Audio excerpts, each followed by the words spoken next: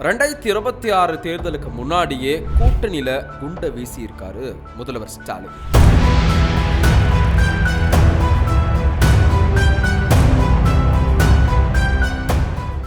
தமிழ்நாட்டில் கூட்டணி ஆட்சிக்கே அப்படின்ற பேச்சுக்கே இடமில்லை அப்படின்னு அவர் சொன்னது இப்போ அறிவாலயத்துக்கும் சத்தியமூர்த்தி பவனுக்கும் நடுவுல பெரிய போரையே ஆரம்பிச்சிருக்கு. 58 வருஷம் தவம் பலிக்காதான்னு காத்துட்டு இருந்த காங்கிரசுக்கும் மற்ற கூட்டணி கட்சிகளுக்கும் இது செம ஷாக். காங்கிரஸ் எம்பி மாணிக்கம் தாகூர் என்ன சொல்றாருன்னா, நாங்க ஒன்னும் என்ஜிஓ கிடையாது, மக்களுக்காக வேலை செய்ய அதிகாரமும் வேணும்னு ஏற்கனவே சொல்லிட்டாரு. ஆனா இன்னைக்கு ஸ்டாலின் பதில் எப்படி தெரியுமா இருக்கு? நீங்க கூட இருக்கலாம், ஆனா சீட்ல உட்கார முடியாது. இது கூட்டணி தர்மமா இல்ல கூட்டணி அடிமைத்தனமான்னு அரசியல் வட்டாரத்துல காரச்சாரமா விவாதம் போயிட்டு இருக்கு. இதுக்கு பதிலடி கொடுத்த மாணிக்கம் தாகூர் காங்கிரஸ் தொண்டர்களின் உணர்வுகளை சுட்டிக்காட்டி அதிகார பகிர்வு காலத்தின் கட்டாயம்னு சொல்ல வராரு.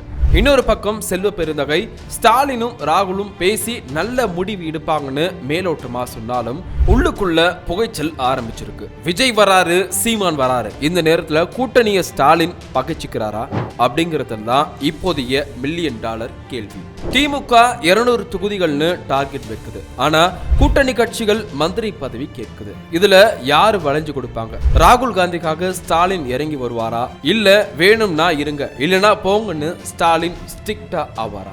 2026 தேர்தல் களம் இப்போ திமுக விசஸ் அதிமுக கிடையாது. திமுக விசஸ் அதன் கூட்டணி கட்சிகள் அப்படின்னு மாறினாலும் ஆச்சரியப்படுறதுக்கு இல்ல.